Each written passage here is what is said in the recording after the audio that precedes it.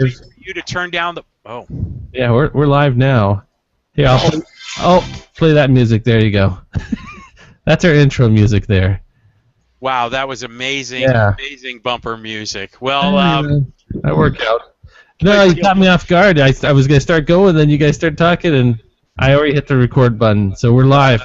That's okay. We're having technical difficulties this evening, but good evening, everybody. It is Tuesday. We're doing a little bit differently this evening. Tuesday, June 3rd, and this is episode number 4 of the Unnamed podcast. I am John, and to my far left, got the hardest working guy, I don't know, on the planet. Dave, say hi to all the folks out there. Hey, folks. Glad to be here.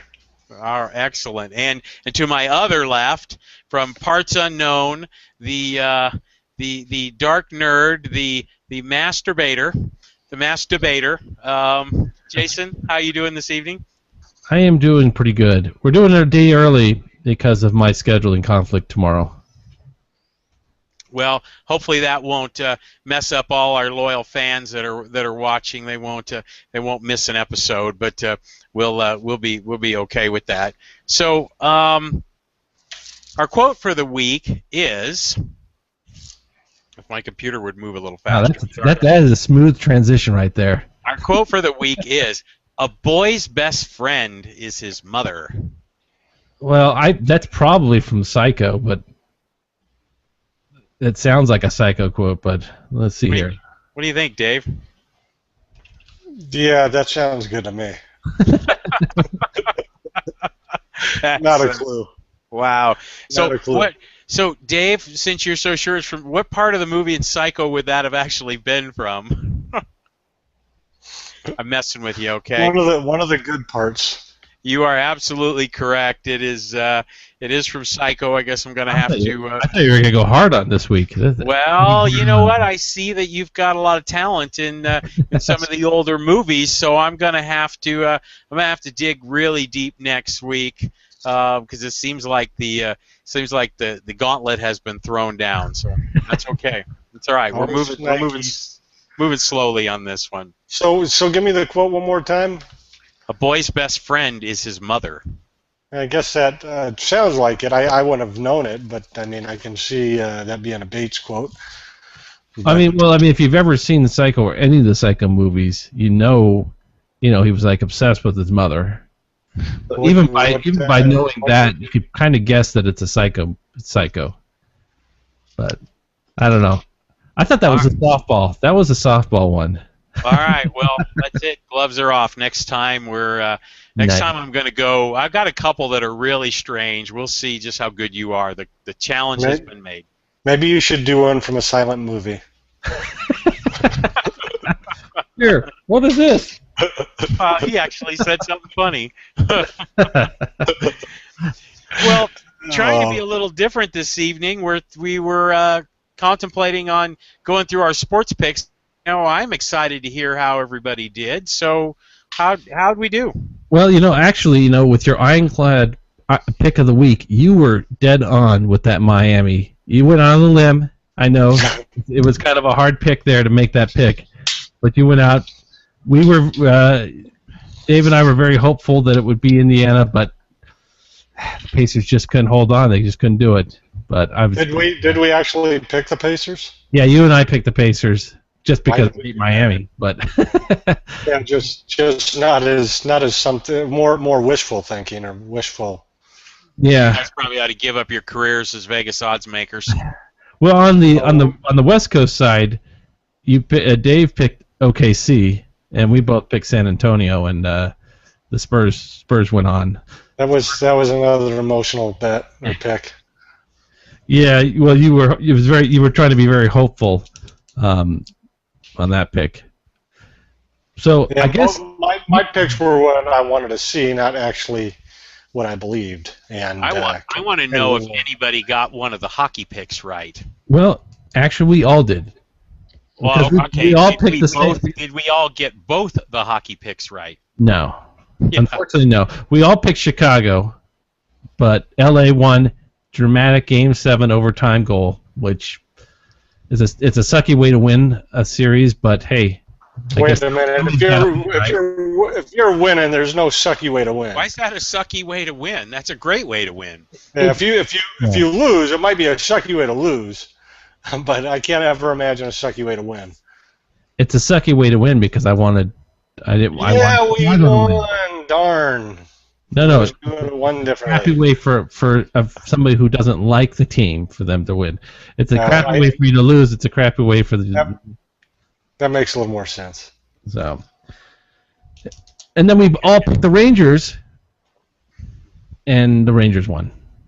Yay! Oh yeah, that was my ironclad pick.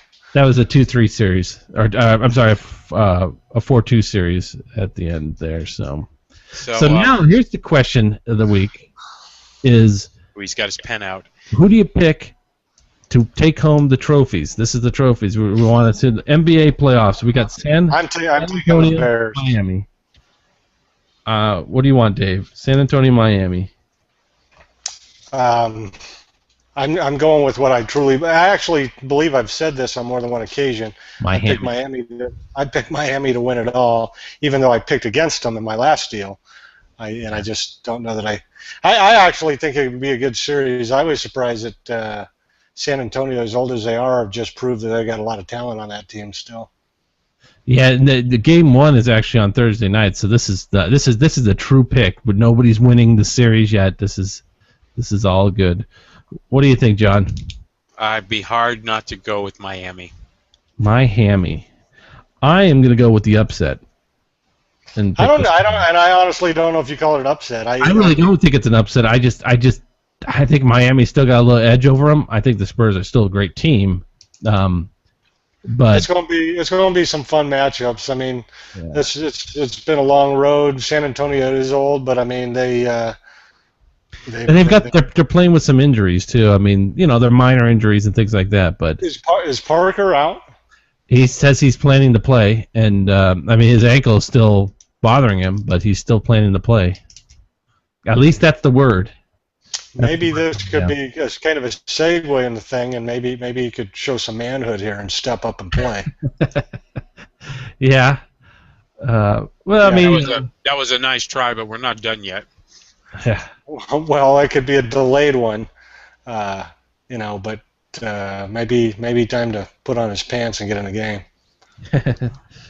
All right. Let's move on over to Lord Stanley. We got the Rangers and the Kings. This is the true East-West playoff here. You couldn't get any farther east and west in the United States because there's no teams in Alaska and Hawaii, so this is really it. Yeah, the Aces. What's that? Oh, NHL team.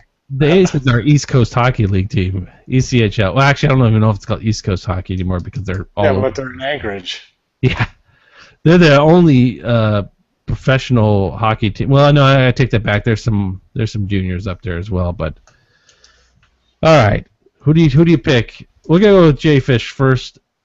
Who do you pick? New York Rangers or the Los Angeles Kings? I'm gonna go safe and go with the Rangers because that's who I want to see. But I don't know. The Kings had a pretty big upset, so I'm still gonna go with the Rangers.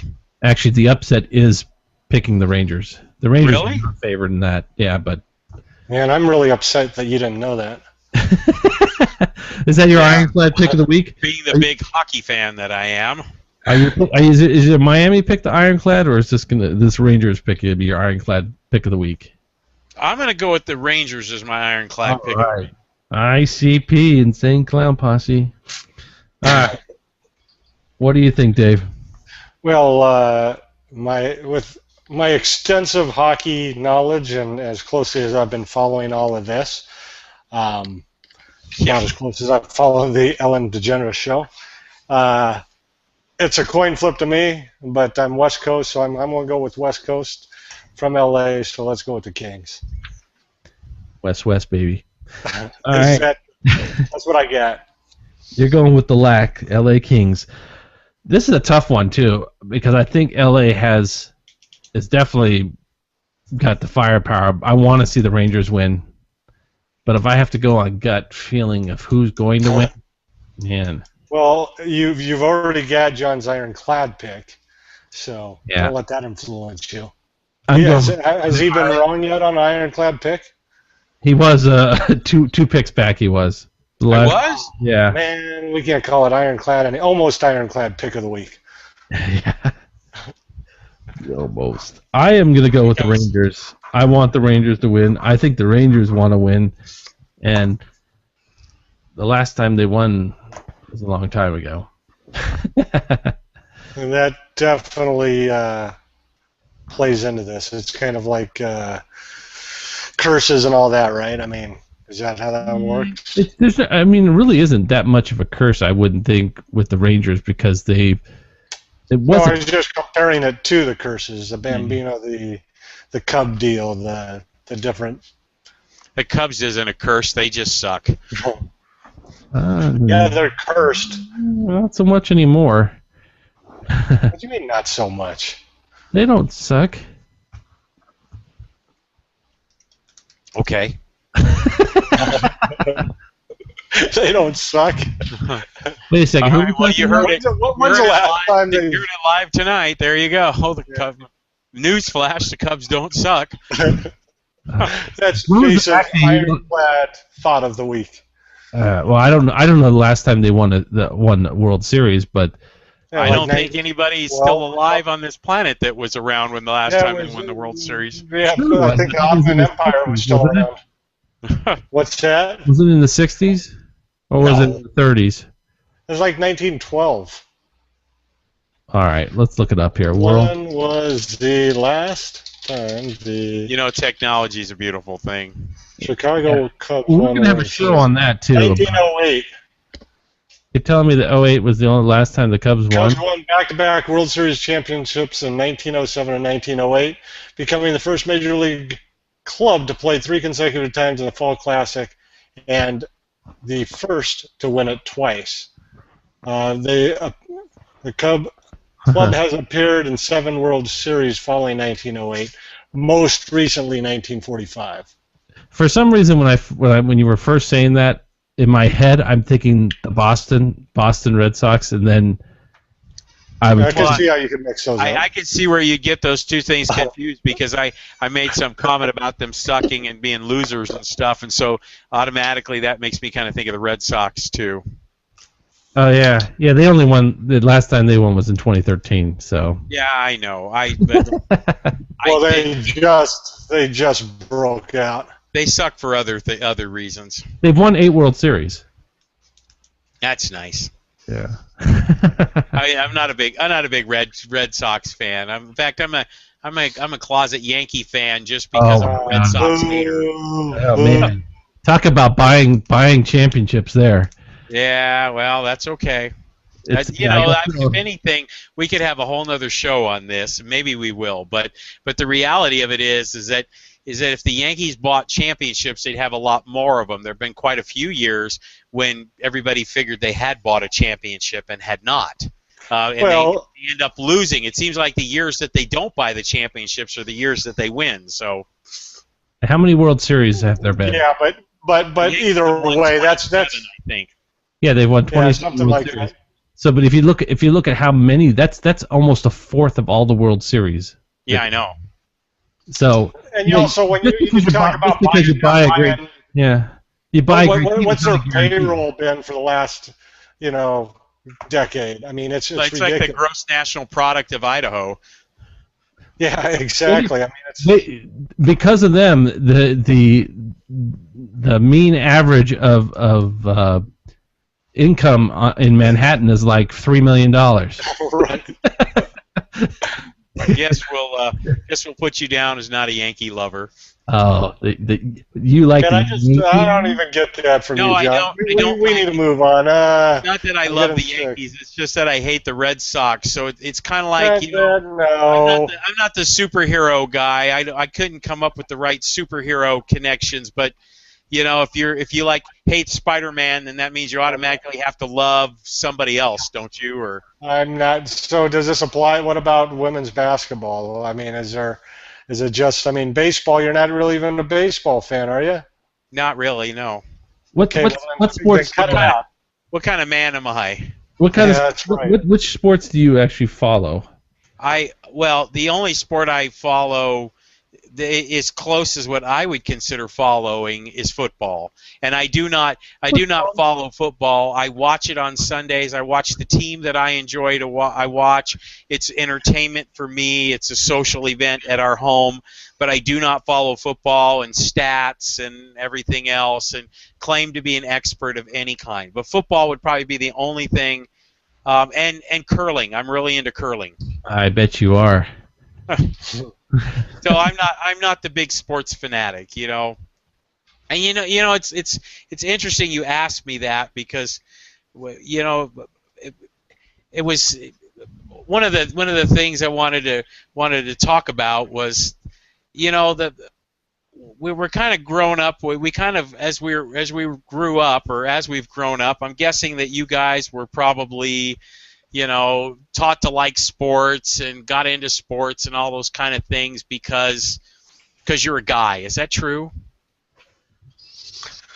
I mean, I think there's some truth behind that. You know, you rarely find, and I find a lot of friends of mine. I wasn't really a big sports person growing up. I tend to find that I like sports a lot more now that I'm older. I do have some friends that don't follow any sports, don't really like sports, and I think it's very weird for, you know, because there is that stigma that, hey, you're a guy, you must love sports. If you're an adult man and you don't like professional sports, you automatically think something's wrong with the person. I mean, I know I do. I don't like people that don't like sports. You don't like people that don't like sports? Men. Yeah, if we don't have that common thing, it's just weird. I don't like it. You don't have to love sports. You don't have to know stats.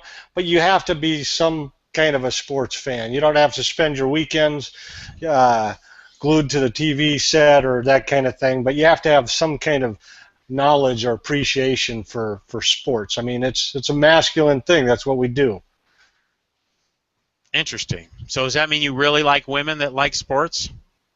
You know, women that like sports is a weird thing. Yeah, I don't like women liking sports. I don't know why. It's kind of a weird thing. It's not that it's not that I don't like women who like sports. It's just you tend to find that they're just different. They're different than most women that like the. It depends on what you. I mean, for them to like or cheer for their team, that's great. But I mean, they really stats. Love sports. Yeah. Wow, you guys are pretty interesting. I used to say that the dark nerd came from places unknown, but I'm starting to think that maybe he just came out of a cave or something. It's like a bat cave. What are you laughing about over there? You came out of the same cave right behind him. Hey, don't talk about our mom like that. We were watching sports in the cave. Don't talk about our mom like that. Wow. Oh, you have to tell Mom that John called her to the cave. I can't believe you said that. Thank God nobody's watching. So you know, it is in my. Uh-oh. Frozen face. Guys that don't have anything to do with sports. It's just absolutely nothing with sports. I've found that we don't mesh as well. There's always seems like there's, and I don't know many or associate with many guys that don't have some kind of appreciation or some kind of correlation or something to do with some type of sports. Now, and I think there's all different kinds of levels. I know guys, I have friends that watch every game and they get the NFL package and they spend their entire Sundays that way and that kind of thing. And I get the NFL package. Yeah, and you know, and a lot of people do, but there's different levels of interest and involvement in watching sports. And I know some people, they gotta live it, breathe it. They've got the apps on their phones, they're checking the internet, they play all the fantasy stuff. It's just way over the top. I used to spend a lot more time watching sports. I still do, but I don't let it consume me to the point where I'm missing out on doing other things. I want to spend some of my free time doing other things and other activities. But I'm always interested. I mean, at the end of the day, I'm going to check scores. I'm going to probably have ESPN on at some point in the day or maybe in the morning and check some scores and highlights and that type of thing. Well, I can understand. I want to certainly hang out with people and socialize with people that share the same interests that I do. And so there's things I enjoy in life, but it is kind of societal that like I think Dave, you said earlier, you run into a guy that doesn't like sports, and all of a sudden it's like, well, this is weird. There's something's not right there, and why is that? Why have we gotten to that point? What happened here? Maybe part of it is it's a common ground, especially. It seems it's one thing that we gravitate to, or at least in my experiences I have, especially getting to know somebody. If it seems like an easy place to go if you don't have some other obvious interests or common interests, and that just seems like it's a go-to thing. It's normally kind of a given in my experiences. Most of the friends that I have, and like I said, got different levels of involvement in sports and like maybe something better than the other, but it's just always some common ground, something we could always talk about.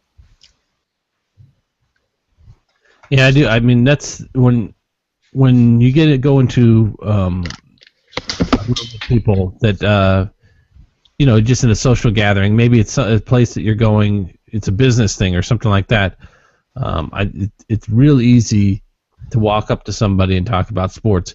Not for me, it's not. Well, I bet people come up to you expecting you to know about sports and will ask you stuff like, hey, it may not even, you don't have to be a stats nerd to be into sports. Somebody could just be, hey, did you catch the game over the weekend? What's your favorite team? That kind of thing. And I actually don't like to talk about sports because I don't follow it. Like you asked me earlier, what sports do I follow?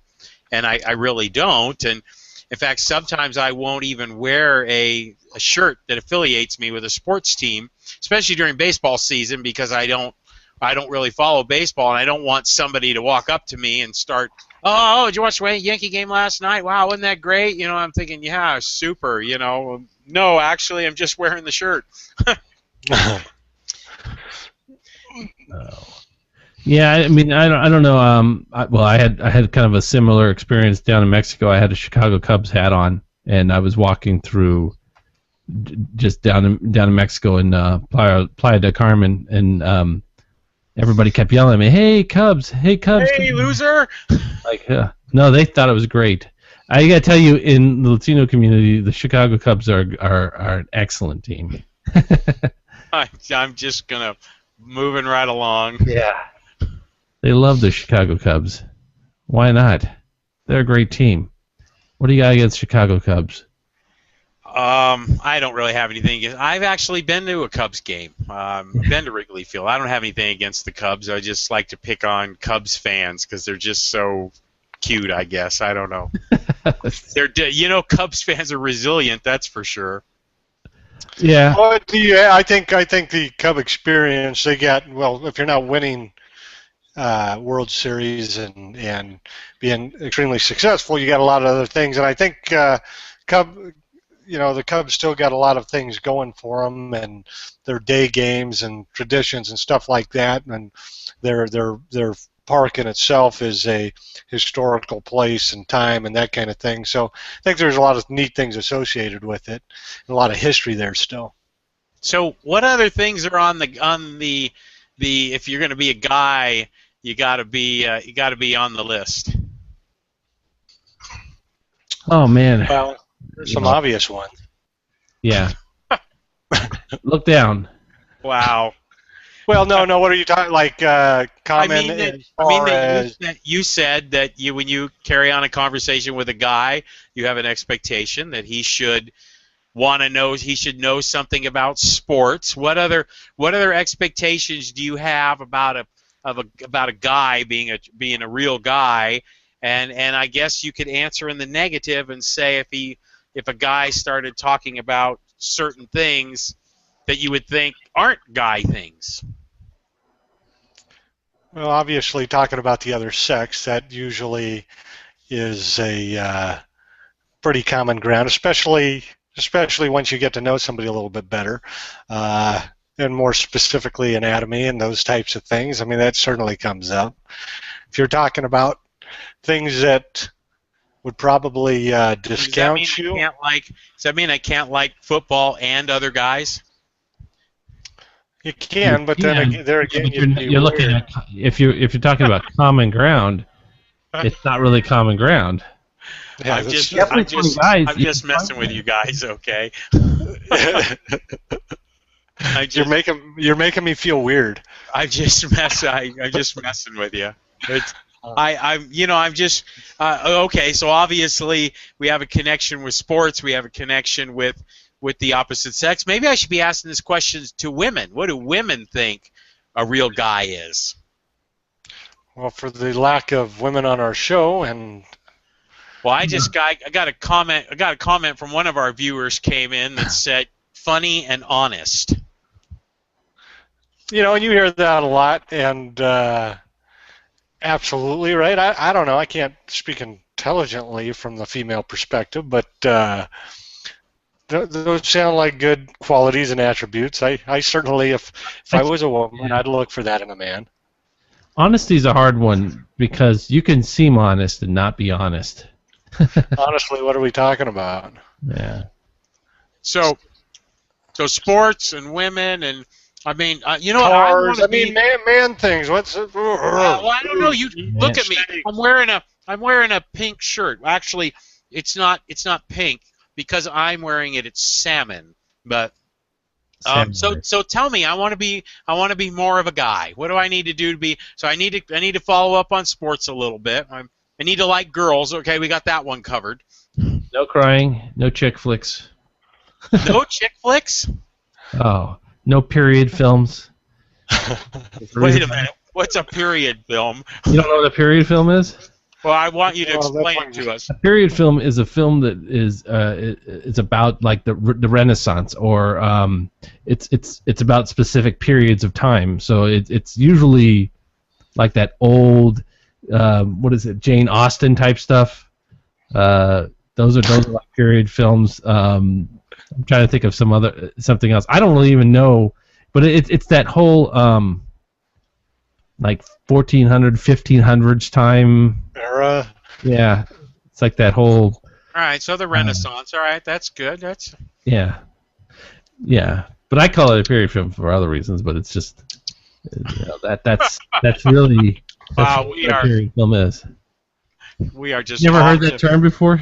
I have heard the term before, but I was looking for a good definition of it, and that was a good one. Yeah, I mean anything like Pride and Prejudice, or any of those Jane Austen ones are period films. So I'll bet if I want to be a man, then I have to like cars too, right? No, but those are all things. I'd say cars and hunting and those are all guns and things like that. And I'm not saying all or any, maybe a combination of them, but in general, those certainly seem like the topics and having some interest in it. But I don't know that if you didn't like it or you're not an avid hunter or that kind of thing. I'm not. I own guns. I enjoy guns and stuff like that. I think of stuff with the Man Show. That was a great guy kind of thing, and the topics and stuff they had, and the things that they shared and laughed about, and girls jumping on trampolines. Wasn't that there always the kind of the end of the thing? Yeah, it was ended it with girls jumping on trampolines. Yeah, beer. I mean, beer was another. That's all kind of the manly stuff, what have you.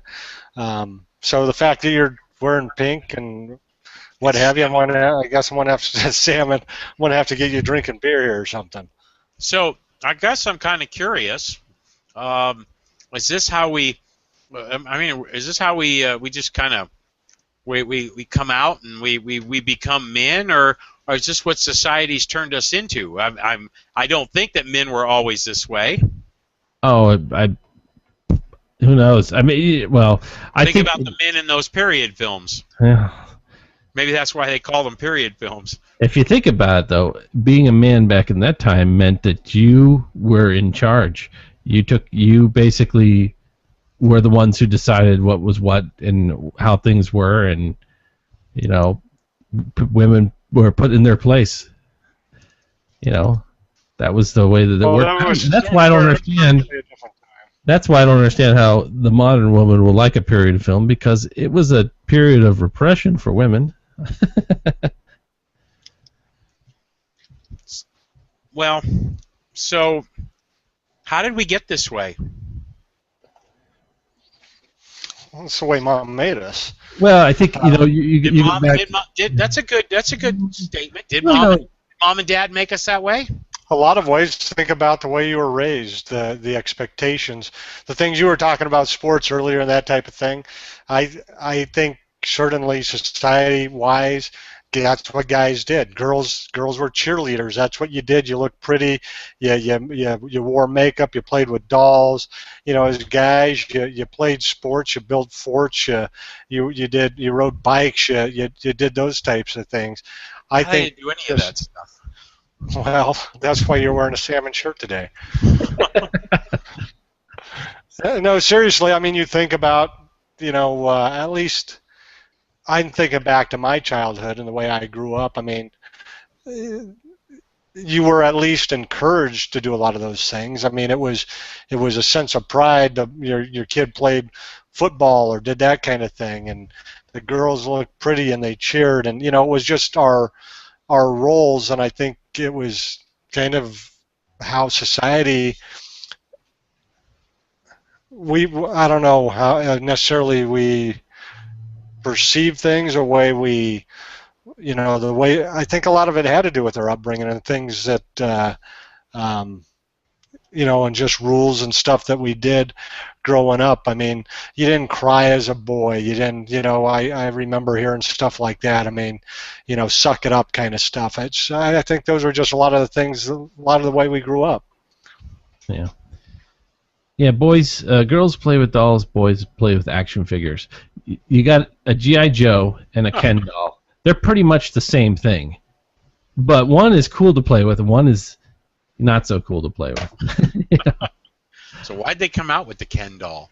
Yeah. Well, Barbie it was for girls. Right. Yeah, I mean, Barbie had to have a boyfriend. That's what girls do. You get a boyfriend, right? But you think about the classes in school. They have a new Barbie out there now. It's called Divorced Barbie. Oh, really? When you buy her, she comes with half a Ken stuff.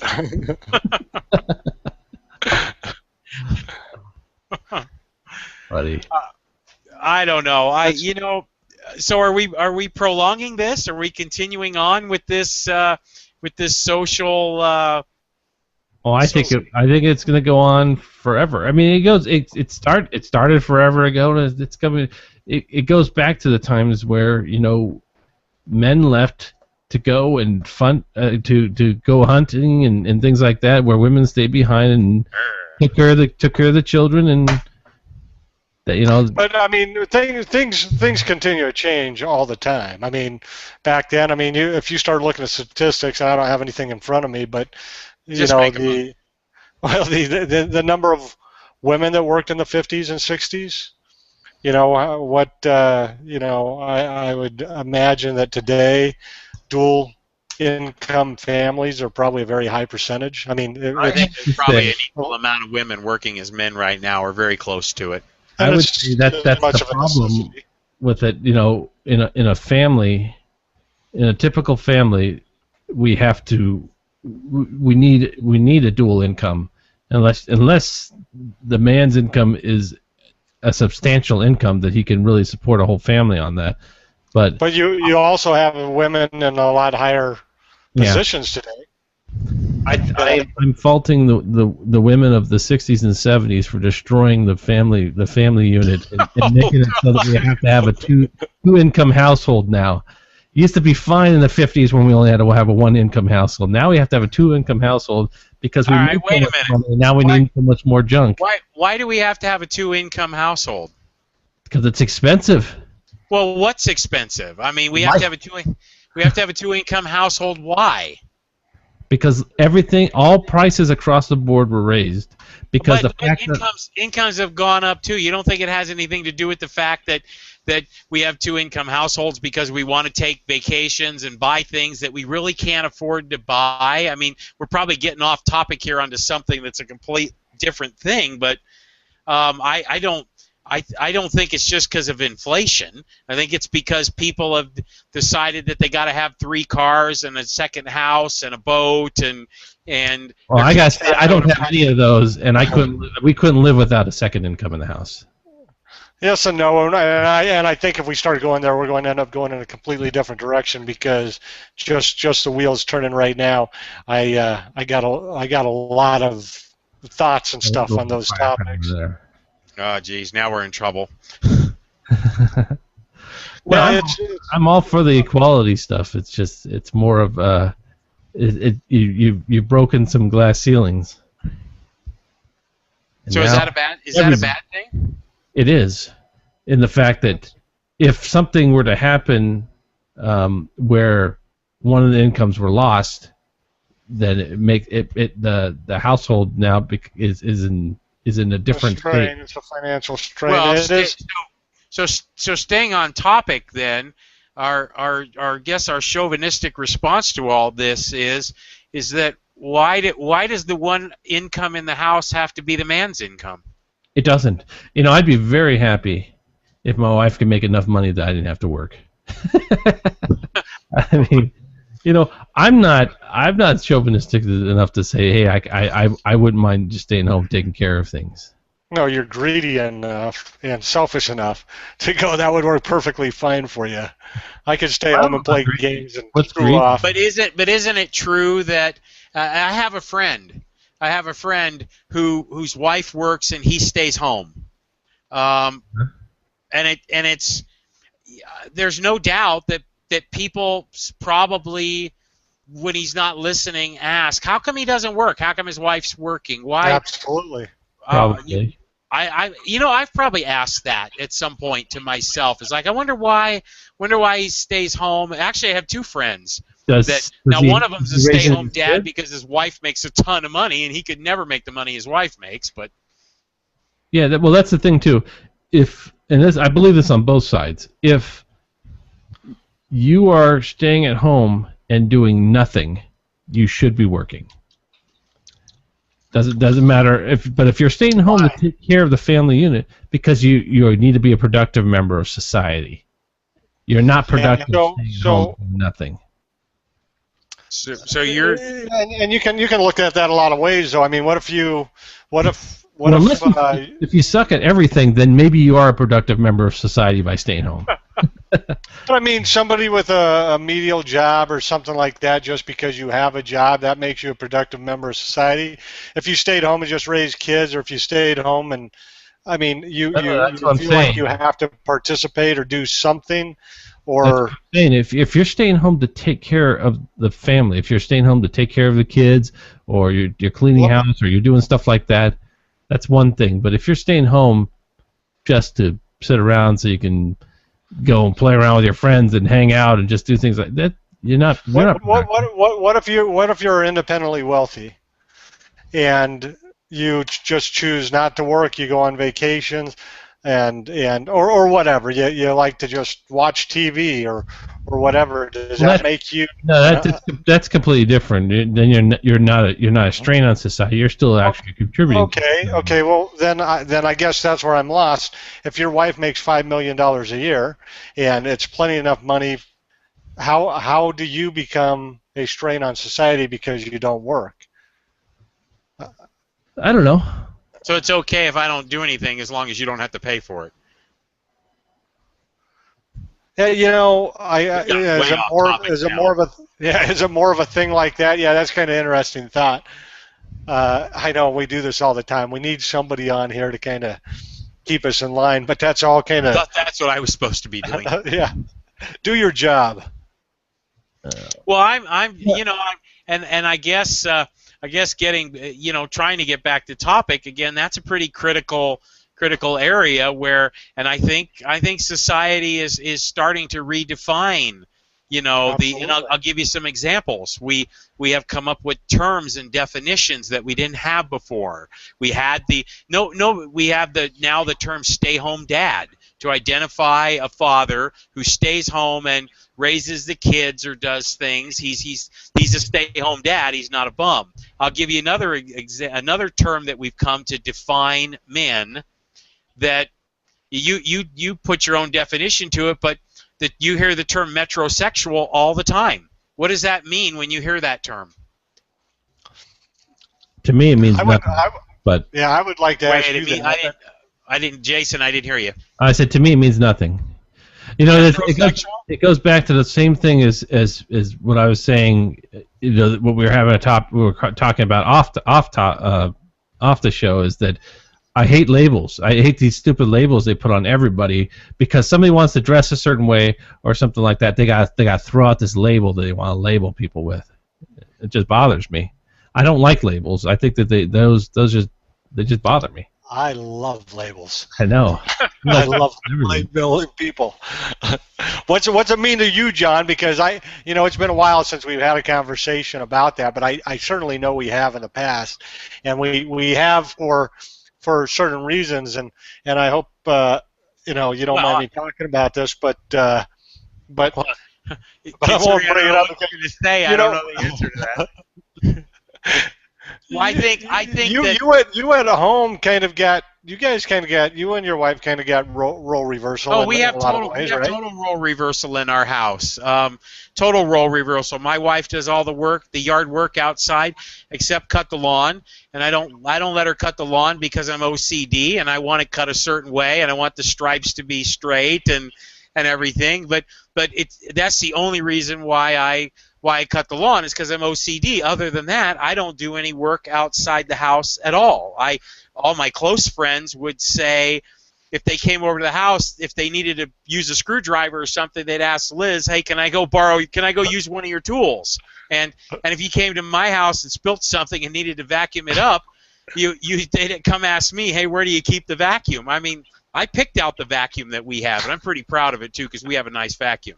But we have total role reversal in our house. I do all the inside stuff. She does all the outside stuff. I mean, metrosexual to me, I know it's a label, and I know you don't like it, and I don't particularly care for labels either. Labels are stereotypes, but the truth is that we label everything, even in its raw form. We call a man and a woman a woman. That's really a label too, right? Couldn't we just call people human beings? That's a description. Identification. Yeah. I mean, I don't think metrosexual that's something somebody made up because they said, hey, some guy's dressing like he's gay, but he's not. Okay, so obviously you know what it means because that's what the I know a lot of things that people. And I wasn't gonna use the gay word, but I think most people would agree that the term metrosexual refers to a guy who is in touch with, for lack of a better term, his feminine side. The guy who cries, does all those things you were talking about. Female tendencies. I don't know. I mean, I think that it's a stupid. Is it a stereotype?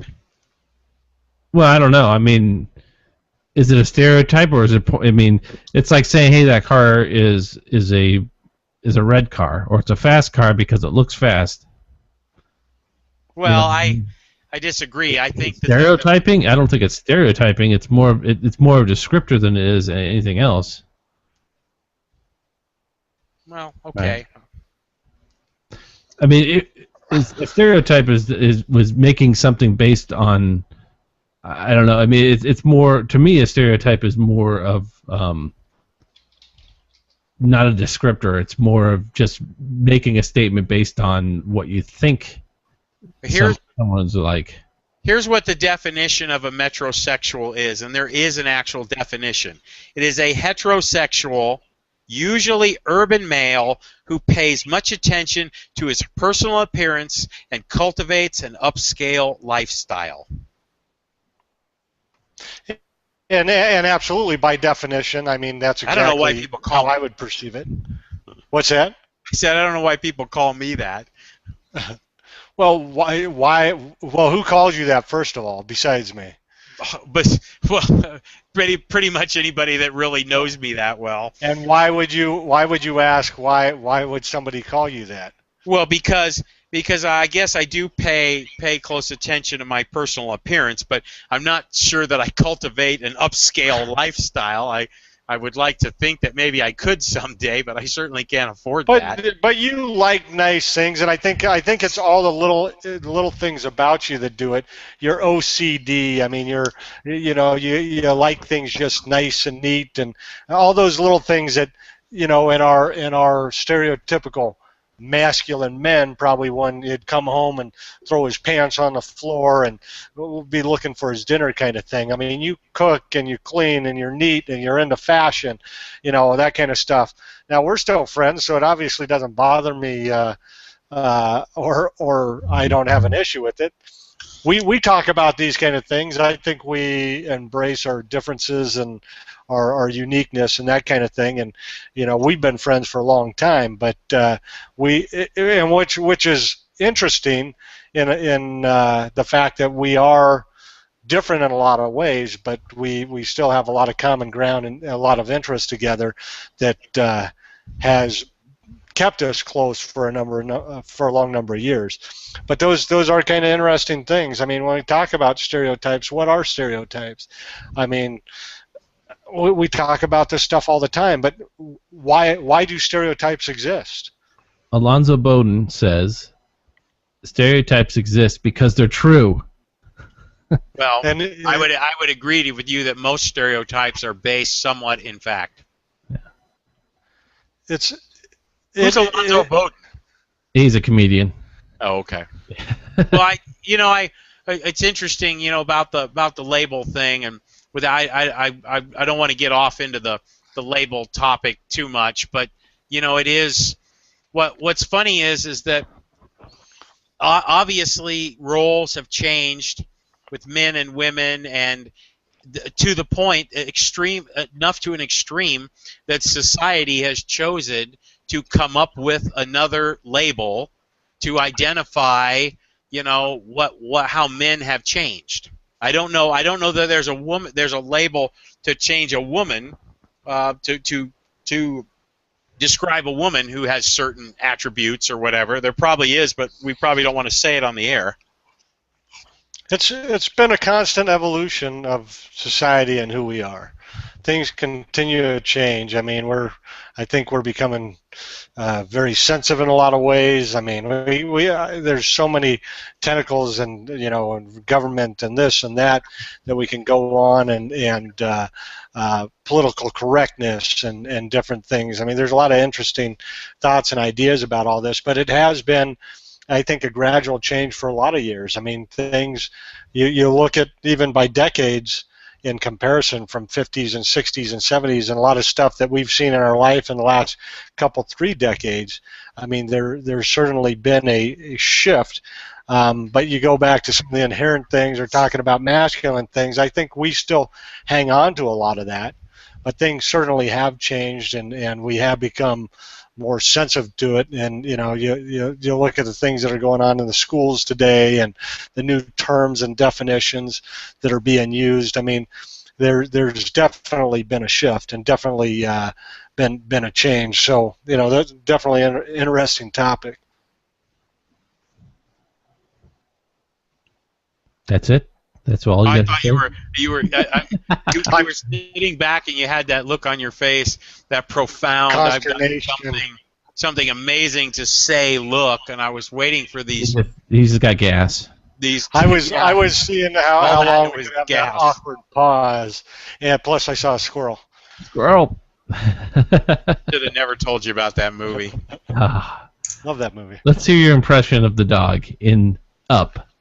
My impression of the dog? Yeah, your impression of the dog from Up. My name is Doug, and I love you. That is funny. We got to find that clip from. I don't even know what that show was. I think it was called David and Goliath, wasn't it? Yeah, I told you. Yeah, it is. Did we talk about that on the air the other time, or was that off? About it off air.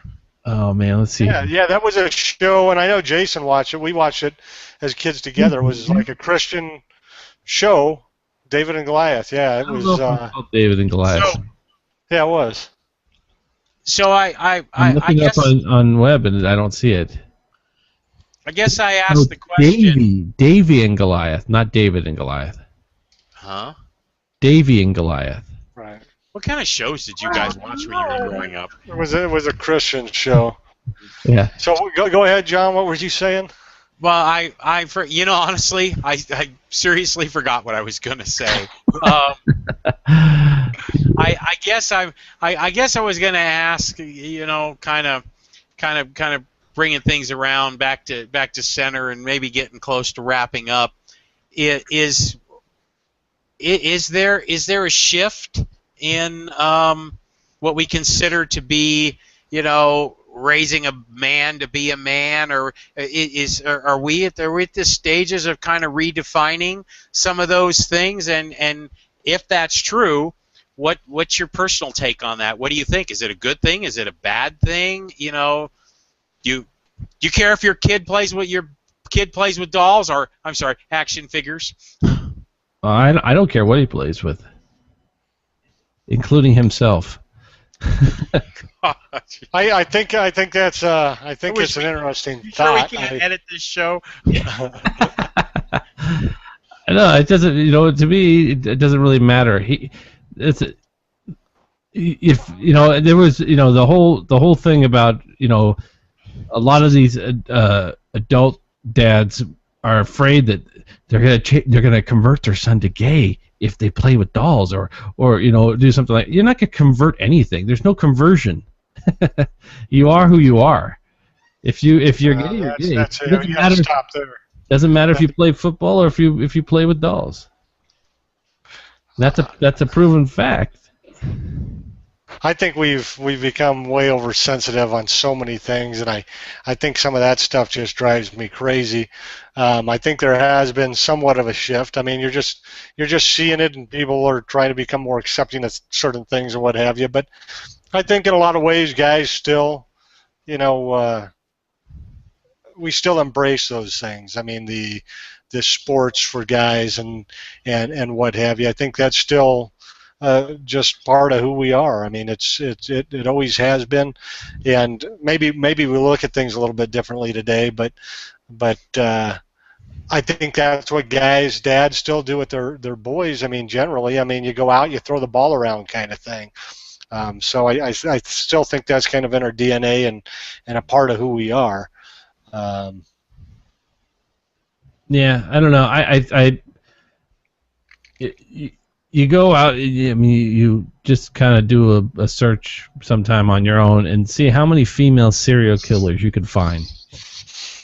There's got to be something in the psyche of a man that drives them over the edge, and it may be because he's being told, "Hey, be a man. You can't cry. Don't cry about that. Just suck it up." That kind of thing. You get all this stuff that's stuck inside you. Now there is a point where you get oversensitive about things, and it doesn't matter if you're a man or a woman. If you get to that point where you're just like, you cry at everything, or like the double complete rainbow. Whoa, what does it mean? That kind of stuff. There is a point of, and it's not necessarily, hey, this you're a guy, stop it, or whatever. It's more of just, it's annoying. It's annoying to be.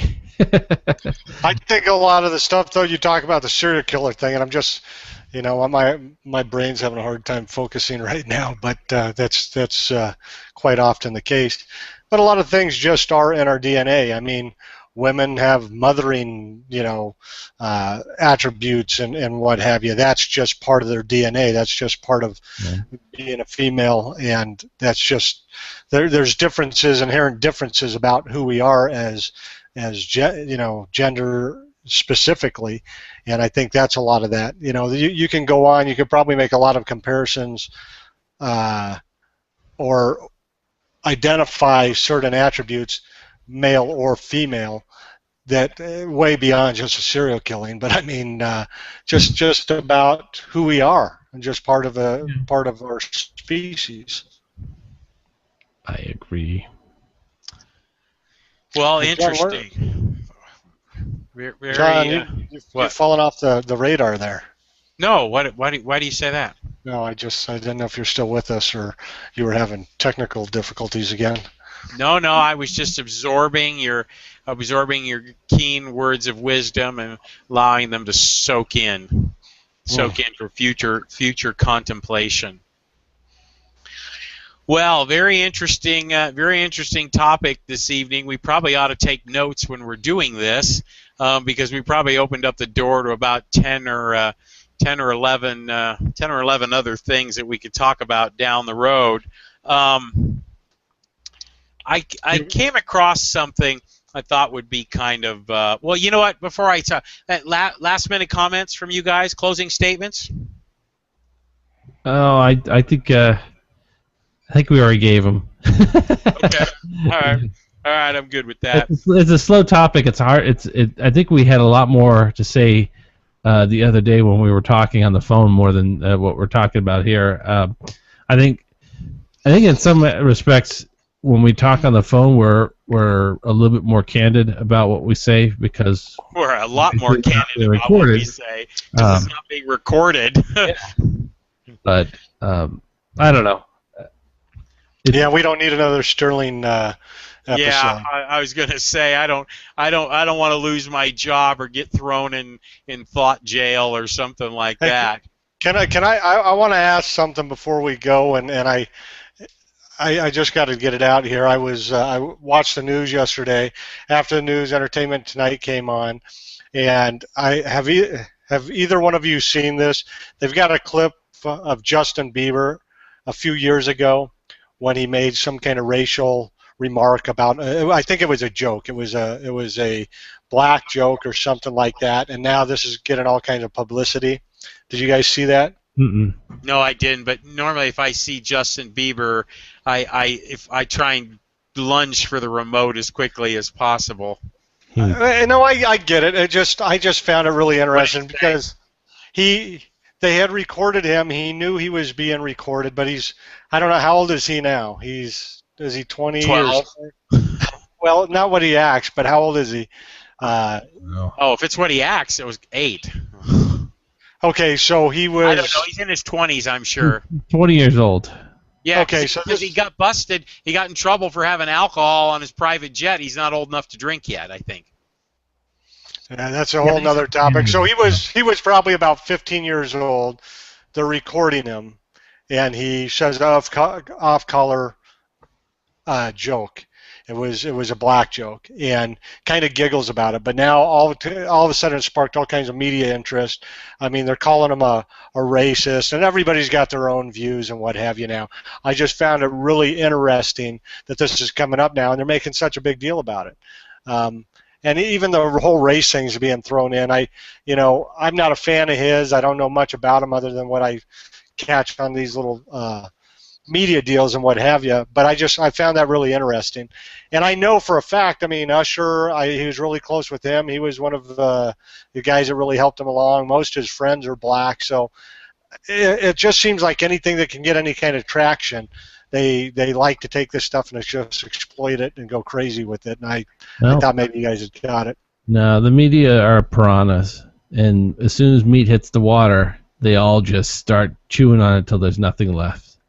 I agree. That's, you know what, and that's news for the masses because the majority of people really don't have a clue what's going on. I know I told Dave this in private, but I don't know who it was, Jay Leno or one of the guys used to do that thing on the street where they'd interview people. Yeah. Well, the local talk show guy here went out and did some interviews. He interviewed local people, and he asked. In fact, it was on a college campus. It might have even been U of A here in Tucson, and they interviewed a bunch of students, and they played back the live clips, so they're not making this up. And they asked these students if they knew what, and shoot, now I forgot. Dave, help me out. What was the question they asked them? The easy question. Ah, shoot. Yeah, I know. We just had this conversation. Oh, I ruined it. You know they asked the kids an easy question like, do you know what color shoes Kim Kardashian wears? I'll think of it probably while we're talking what it was, and everybody. Oh, I know what it was. They asked the kids if they knew who the guy was that did the song named Happy, and every single one of them knew. I don't even know the guy's name.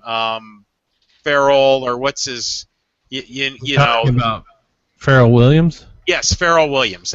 And so, it's the guy with the hat and everything else, and they went on about who he was. And then they asked these same kids what they knew about Benghazi. And the two answers that I thought were the most interesting, and I think of the 20 kids they asked, they got one kid got it right. I'm not making this up. They played the clips. It's for real. These are college students, not high school dropouts. These are U of A college students that are paying a lot of money, or somebody's paying a lot of money for their education. One kid said, a guy said that he thought it was a cream filling in a French pastry. But the one I liked the best was the girl who said Benghazi is the guy at the gym who passes out towels to me. He's a really cute guy. I like him. His name is Ben Ghazi. So when you wonder why they report what Justin Bieber said 10 years ago, because that's the audience they're reporting to. And I stand by this statement that just because you went to college does not mean you're smart. Oh, I know that. But you wonder why news is what it is, and most people probably don't even watch the news. They're watching Entertainment Tonight or Keeping Up with the Kardashians. The news media plays to the biggest chunk of the bell curve, and the biggest chunk of the bell curve is out there, thinking that Benghazi is the cream filling in a French pastry. Anyway, so no, Well, I mean, if you told people, okay, go stick a pin in the map where Libya is, they wouldn't even know that. Well, I'm not sure I could find that. I think I could, but come on. I'm kidding. I'm still looking for North America. It's right Dave's still looking for Wyoming. Is that on the East Coast? Yeah.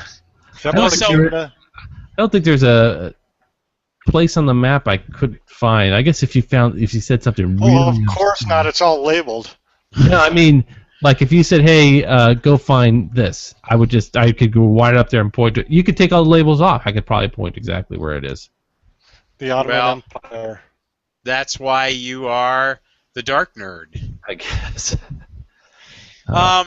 I came across something I thought would be kind of cute and fun. I want to try it as we're wrapping things up. We always use all these little catch phrases, and wondering if anybody knows where any of these catchphrases actually come from. So you've probably heard the saying about getting all your ducks in a row. Yes, of course. Probably used it. I got to get my ducks in a row. I probably use it on a weekly basis. Any thoughts on what you think that actually means? I'm usually pretty good with these, and I don't know that I do know that one, and now I'm trying to think of an educated guess. Getting all your ducks in a row. I don't, and I could go a couple different ways with that. I don't know if that would be kind of like the mom keeping her young Jason, in line. No. I don't. Can I hold my hands up as we do this? Probably, kind of. One thought I have is maybe the mama keeping the babies in line, getting the ducks in a row, kind of thing.